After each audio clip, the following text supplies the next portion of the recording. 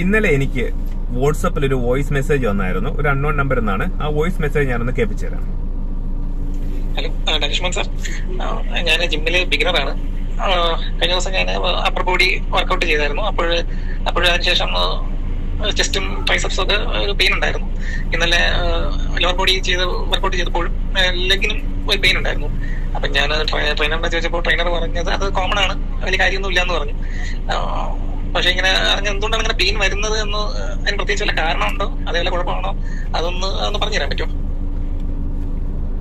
ഇത്തരത്തില് നിങ്ങളൊരു വർക്കൗട്ട് ചെയ്താൽ, നിങ്ങളൊരു ബിഗിനർ ആണെങ്കിലോ, അല്ലെങ്കിൽ നിങ്ങൾക്ക് ഒരുപാട് കാലത്തിന് ശേഷം വർക്കൗട്ട് ചെയ്യുകയാണെങ്കിലോ, അല്ലെങ്കിൽ നിങ്ങൾ ഡെയിലി വർക്കൗട്ട് ചെയ്യുന്ന ആളാണെങ്കിൽ പോലും നിങ്ങളൊന്ന് ഇന്റൻസിറ്റി കൂട്ടിയാലോ, അല്ലെങ്കിൽ പുതിയ ഏതെങ്കിലും ഒരു വർക്കൗട്ട് നിങ്ങളുടെ വർക്കൗട്ട് ഷെഡ്യൂളിൽ ആഡ് ചെയ്താലോ നിങ്ങൾക്ക് ഇത്തരത്തിലൊരു പെയിൻ വരുന്നത് വളരെ സ്വാഭാവികമാണ്.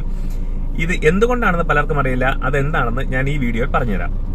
ഈ പറയുന്ന വേദനയുടെ പേരാണ് ഡോംസ് എന്നാണ് അറിയപ്പെടുന്നത്. അതായത് ഡിലേഡ് ഓൺസെറ്റ് മസിൽ സോർനെസ്. നിങ്ങളൊരു വർക്കൗട്ട് കഴിഞ്ഞ് ഒരു 24 മണിക്കൂറിന് ശേഷമായിരിക്കും നിങ്ങൾക്ക് ഈ പെയിൻ സ്റ്റാർട്ട് ചെയ്യുന്നത്. നിങ്ങൾ ഏത് പാർട്ടിനാണ് വർക്കൗട്ട് ചെയ്യുന്നത് അവിടെ ആ ഒരു പെയിൻ ഉണ്ടാവും. അതൊരു 72 മണിക്കൂർ വരെ നീണ്ടു നിൽക്കുകയും ചെയ്യും. ഇത് എങ്ങനെ സംഭവിക്കുന്നതെന്ന് പറഞ്ഞു കഴിഞ്ഞാൽ, നിങ്ങളുടെ എക്സെൻട്രിക് കൺട്രാക്ഷൻ സമയത്ത് നിങ്ങളുടെ മസിൽ ഫൈബേഴ്സിൽ ചെറിയ ടീറുകൾ ഉണ്ടാവുകയും ഇതിനോട് നമ്മുടെ ബോഡി ഒരു ഇൻഫ്ലമേഷന്റെ രൂപത്തിൽ പ്രതികരിക്കുകയും ചെയ്യുന്നതാണ് ഈ പെയിൻ എന്ന് പറയുന്നത്. ഡോംസ് എന്ന് പറയുന്നത് യാതൊരു രീതിയിൽ പേടിക്കേണ്ട കാര്യമില്ല. നമ്മുടെ മസിൽസ് സ്ട്രെങ്ത് ആകുന്നതിലേക്കുള്ള ഒരു സൈൻ മാത്രമാണ് ഡോംസ്. ഡോംസ് എന്ന് പറഞ്ഞാൽ ആക്ച്വലി ഒരു പോസിറ്റീവ് സൈൻ ആണ്. അതുകൊണ്ട് അതിനെ വളരെയായിട്ട് പേടിക്കേണ്ട.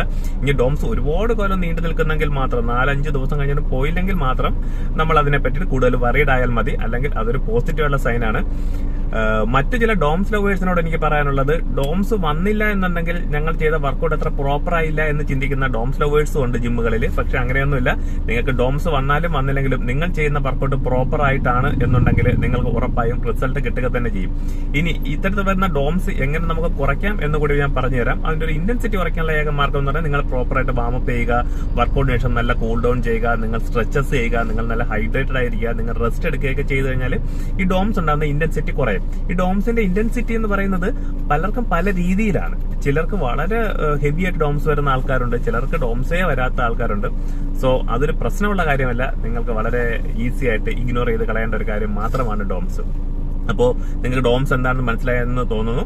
അപ്പോൾ ഇത്തരത്തിലുള്ള ഇൻഫർമേറ്റീവ്സിനായിട്ട് എന്റെ ചാനൽ സബ്സ്ക്രൈബ് ചെയ്തേക്കുക. അതുവരേക്കും Rajesh K Mohan signing of.